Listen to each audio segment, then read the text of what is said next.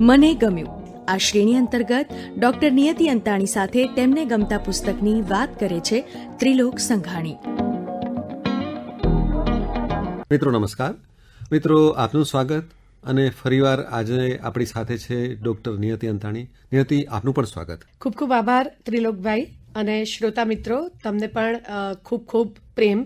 મિત્રો, આજે ફરીવાર ડોક્ટર નિયતિ પાસે નિયતિની સાથે એક પુસ્તક છે અને એ પુસ્તક વિશે વાતો કરવાની છે. નિયતિ, તમારી પાસે જે પુસ્તક છે એ પુસ્તકનો પહેલા પરિચય આપશો?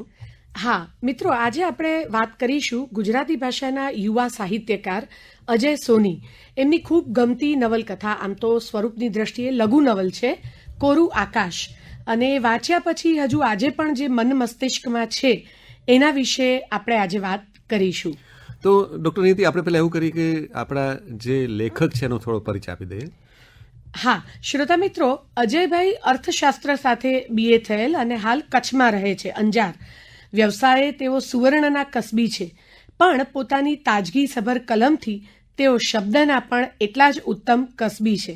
મિત્રો, અજય સોની એ વર્તમાન ગુજરાતી ટૂંકી વાર્તાનું આશાસ્પદ અને બળુકું નામ છે.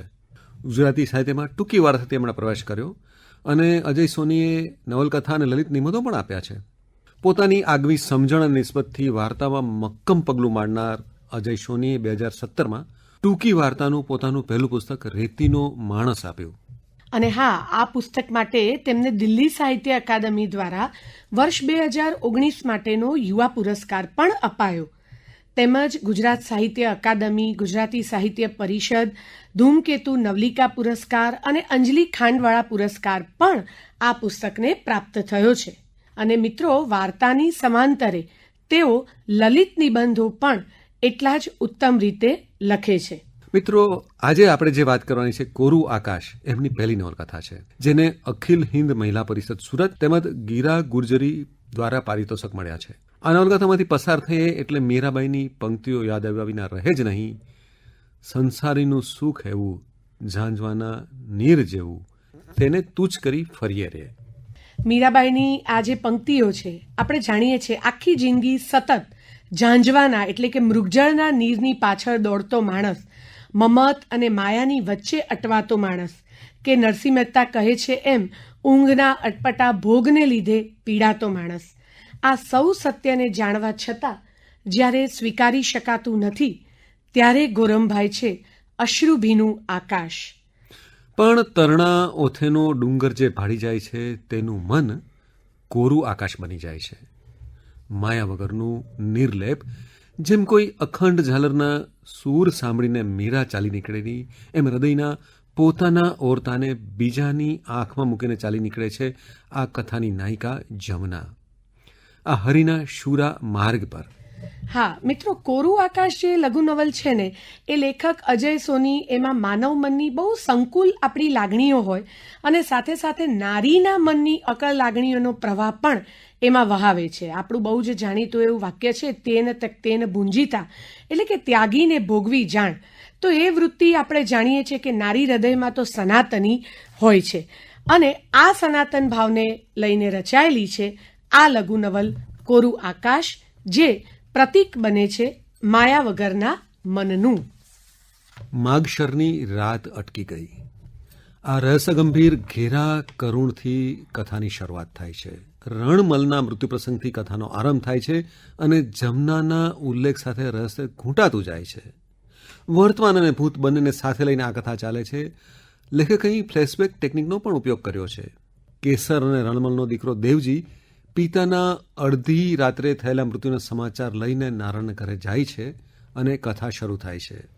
પણ કથા સતત થોડામાં ઘણું કહેતી અને જિજ્ઞાસા પ્રગટાવીને આગળ વધારતી હોવી જોઈએ. દેવજી નારણને કહે છે કે એની માં કેસર જમનાને બોલાવી લાવવાની હટ લઈને બેઠી છે, ત્યાં સુધી તે આગળની વિધિ નહીં થવા દે. હવે જમનાએ તો 25 વર્ષ પહેલા જ સંસારનો ત્યાગ કરી દીધો છે અને ગામમાં ક્યારેય પાછા ન ફરવાનો સંકલ્પ પણ લીધેલો છે. આ અઘરી હઠથી મૂંઝાયેલા દેવજી અને નારણ ભગત કાકા અને મંજુ કાકી પાસે જાય છે કે હવે આનો ઉકેલ શું. હા મિત્રો, તમારી જેમ જ વાચકની જિજ્ઞાસવૃત્તિ અહીં જમનાના પાત્રને લઈને, જમના, કેસર અને રણમલના સંબંધને લઈને અને કેસરની આ પ્રકારને હઠ લઈને વધુ ઘેરી બને છે. ઉત્કંઠા સ્વાભાવિક રીતે જ વધે છે અને કથા પણ સહેજ પણ સમય બગાડ્યા વગર આગળ વધતી જ જાય છે. જેમ જેમ ભગત કાકા, મંજુ કાકી, દેવજી અને નારણ જમનાને લેવા માટે ગામની બહાર મઢી તરફ જવાના રસ્તે આગળ વધે છે, તેમ તેમ સમાંતરે કથા વર્તમાનમાંથી ભૂતકાળમાં સરે છે, એટલે કે ફ્લેશબેકમાં શરૂ થાય છે. ખૂબ રૂપાળી એવી કેસર હરીને પરણીને ગામમાં આવે છે ત્યારે સ્વાભાવિક રીતે જ હરી ગામના જુવાનીઓની ઈર્ષ્યાનું પાત્ર બને છે. આ બાજુ કેસરની પાડોશની બહેનપણી જમના તેની સુખદુઃખની સહિયર છે. જમના તો શંકરની અપાર ભક્ત છે અને ગામની સ્ત્રીઓ તો ઘણીવાર તેને ભક્તાણી કહીને પણ મશ્કરી કરે છે. અને હવે અહીં જ કદાચ વાંચકે સમજી જવાનું છે કે જમનાના સંસાર ત્યાગના અહીં જ મૂળ નખાઈ ગયા છે. જમના અને રણમલનો સંસાર તો સુખી છે, નિસંતાનપણું, સમાજનું વાંજિયાપણાનું મહેણું આ દંપતીને સતત કોરી ખાય છે. એવામાં દુકાળમાં અધિક માસની જેમ ગામમાં વર્ષ પણ દુકાળ્યું થાય છે અને રણમલનું દુઃખ બેવડું બને છે. પોતાનો વંશ આગળ નહીં વધે એ પારાવડ પીડાને લઈ તે આડે રસ્તે વ્યસને ચડી જાય છે. અને આ બાજુ જમના શંકરની ભક્તિમાં સતત લીન રહીને પોતાનું દુઃખ ભૂલવાનો પ્રયત્ન કરે છે. એવામાં કેસરના પતિ હરિનું અકાળે અવસાન થાય છે. કેસરનું વૈધવ્ય અને પોતાના પ્રાણથી અધિક એવા પતિનો સંતાન માટેનો જુરાપો જમના જોઈ શકતી નથી અને શંકરની જેમ જ ગરલ પીવા માટે તૈયાર થાય છે. માયનો સંસારનો ત્યાગ કરી કેસર અને રણમલને એક નયા સંસારમાં જોડી આપી તે વૈરાગ્ય ધારણ કરી લે છે. ગામ અને ગામવાસીઓ સાથેનો સઘળો સંબંધ તોડી સઘળું પાછળ મૂકી તે ગામ બહાર એક મઢીમાં નિવાસ કરે છે અને ગામમાં ક્યારેય પાછા ન ફરવાનો સંકલ્પ કરે છે. આમ તે પોતાનો હરેભરો સંસાર પોતાની સહિયર પોતાના પતિ માટે મૂકી સુખાભટ વૈરાગ્યને અપનાવે છે, પણ એમાં એની ભક્તિ, તેની દ્રઢતા, નિર્મોહને તેના સંતત્વની લીલાસથી ભરી દે છે. કથા પાછી વર્તમાનમાં આવે છે. ભગત વિચારે છે કે જમના કેમ માનશે, પણ જમના તો કંઈક અલગ જ માટીની છે. તે કેસરની હઠ પાછળની એની ભાવના સમજી અને એને રણમલને મુક્તિ, કદાચ મોક્ષ અપાવવા જ ગામ ભણી પગલાં માંડે છે. મિત્રો, એક સારો સર્જક કથાને સ્થળ, કાળ, વાતાવરણનો પણ યથાઉપયોગ કરે છે. અહીં પણ લેખક અજય સોની જમનાના ગામ આગમનની સાથે ભોળું ભાખડું પરોઢ દર્શાવીને સ્થળ કાળની ટેકનિકનો સચોટ ઉપયોગ કરે છે. સૂર્યના કિરણની સાથે આશાનું કિરણ પણ જાણે ઉગ્યું. જમના જમનામાં આવે છે એકદમ નિર્લેપ, નિશ્ચલ થઈને. અને ઇતિહાસ જાણે પુનરાવર્તિત થયો. બીજી વાર તે કેસરનો ચાંદલો ભૂસે છે, ચૂડીઓ ફોડે છે અને વૈધવ્યની વાસ્તવિકતાથી પરિચિત કરાવે છે અને ચાલી નીકળે છે રણમલની નનામી સાથે. ઊભે લાકડે બંધાયેલા સંબંધનો તંતુ પણ આજ આડે લાકડે તૂટી ગયો. બીજી વાર નદી ઓળંગવા માટે એમણે સૂકા પટમાં પગ મૂક્યો. પાછળ જોયા વિના પટ ઓળંગી સામે કાંઠે પહોંચી ગયેલા જમના માને કથામાં આવતી વૈતરણી પાર કરવાની વાત પણ યાદ આવી ગઈ અને આમ કોરું આકાશ બને છે માયા, મોહ, મમત વગરના મનનું પ્રતીક, જે સ્વચ્છ છે અને દિસતી નથી એકેય સંસારી લાગણી. તો મિત્રો, આ કથા જમનાથી જમનામાં, જીવથી શિવ તરફની ગતિની કથા છે. રણમલ, કેસર, હરિ, કેસરના સાસુ, ભગત કાકા, મંજુ કાકી, દેવજી, નારણની સમગ્ર પાત્ર સૃષ્ટિ જમનામાંની આસપાસ જ વીંટળાયેલી છે. શરૂઆતમાં સંસારી જમનાના અને પછી જમના માના માનવ સંચલનો સતત આ કથાને આગળ વધવા પ્રેરે છે અને કેન્દ્ર સ્થાને આવે છે. સંતાન જંખના આગળ ઝૂકી ગયેલો રણમલ પણ ક્યાંક ને ક્યાંક પોતાને જમનાના ગુનેગાર તરીકે જોતો જ હશે, એટલે જ તો તેણે કેસરને કહ્યું હતું કે તારી પહેલાં મારું મોત થાય તો મારું મોઢું જોવા એકવાર જમનાને જરૂર બોલાવજે. પછી તો કેસર સ્વાભાવિક રીતે જ આ મરણપોકનો હક જમનાને જ આપે ને. અને જમના પણ પોતાનો લોકધર્મ નિભાવી કેસર અને રણમલની ઈચ્છાને માન આપી પરોઢે પુનઃ વૈરાગ્યની વાટ પકડે છે. એ ક્યાંય ઠૂંઠવો નથી મૂકતી, ક્યાંય મરણપોક નથી મૂકતી, પણ હા, ઝાંઝવાના નીર પાછળ મૂકીને એ ખરા અર્થમાં આગળ નીકળી ગઈ છે વૈતરણીને વાટે. મિત્રો, કથા અંત તરફ જાય છે. રણમલના પ્રેમની નિશાની એવો કંદોરો જમના પોતાની સાથે લઈને ગઈ હતી.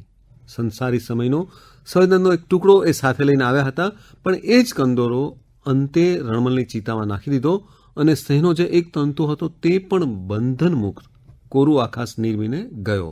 મિત્રો, અહીંયા તમે જ્યારે આ પુસ્તકમાંથી પસાર થશો ત્યારે લેખકની એક ખાસિયત ઉડીને આંખે વળગે છે, અને તે છે ભાષાનો વિનિયોગ, ખાસ કરીને મનોસંચલનોના વર્ણનમાં. જેમ કે જ્યારે બધા રણમલને બાળવાની વિધિ કરતા હતા ત્યારે જમનામાની આંખમાં છાણીનો ધુમાડો અટવાતો હતો. દ્રશ્યો, ચહેરાઓ, અવાજોના ધાડા એમને રડાવવા આવી પહોંચ્યા હતા. બહુવચનના પ્રયોગ દ્વારા કેવું ચિત્રાત્મક વર્ણન. મિત્રો, આવું જ એક ઉદાહરણ આપણે આવી એક બીજી વાત આપણને સ્પર્શી જતી વાત લઈએ તો જમનામાં એક કાળી ધાબળી ઓઢી હતી, જટા ખોલી નાખેલી. જટામાં વીતી ગયેલો સમય કોકડું વાળીને સંતાયેલો હોય એમ આજે જાણે બધું જ ખુલ્લું થઈ ગયું હતું. લેખકની ભાષા કલ્પન અને સાહિત્યિક પરાકાષ્ઠા દર્શાવે છે. તમે જુઓ, લેખક કહે છે, લાંબી કાયા અને માથે ઊંચી જટામાં જમનામાં અદલ શંકર જેવા લાગતા હતા. આ સરખામણી ખાસ કરીને શિવ અને શક્તિના એકત્વની. આ પ્રકારની સરખામણી ગુજરાતી કથા સાહિત્યમાં ભાગ્યે જ થઈ હશે. વર્તમાન અને ફ્લેશબેક પદ્ધતિ દ્વારા ભૂતકાળનું જે અનુસંધાન લેખક સાધી શક્યા છે તે તેમની વસ્તુ સંકલનને વધુ સુગ્રથિત બનાવે છે. આપણે બધાએ રાવજી પટેલનું મારી આંખે કંકુના સૂરજ આથમ્યા ગીત તો વાંચેલું સાંભળેલું જ હશે. જી. એનું અહીં અલગ રીતે લેખક અજય સોની અનુસંધાન સાધે છે. જ્યાં કેસર સૌભાગ્યનું કંકુ છોડે છે ત્યાં જમના વૈરાગ્યનું કંકુ માથે ચડાવે છે. મિત્રો, આ ભીની કોરી સંવેદનાસભર લઘુનવલ આપણા હૃદયને સ્પર્શીને સોસરી ઉતરે છે એમ કહે તો જરાય અતિશયોક્તિ નથી. અને આ રીતે જ આપણા લેખક અજય સોની એ ખૂબ જ ટૂંકા ગાળામાં વાચકો અને વિવેચકોનું ધ્યાન ખેંચે છે પોતાની આ સમગ્ર કથા દ્વારા.